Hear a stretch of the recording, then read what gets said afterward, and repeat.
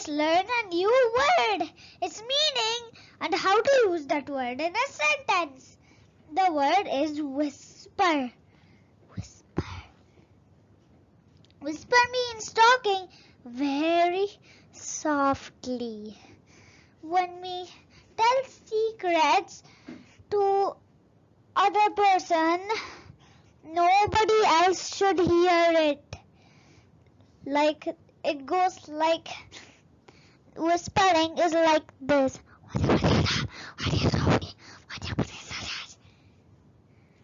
Now let's see how to use the word whisper in sentences. The boy is whispering the answer to his friend.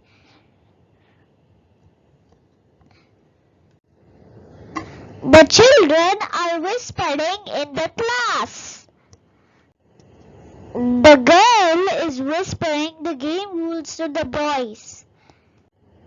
Every day I whisper, I love you.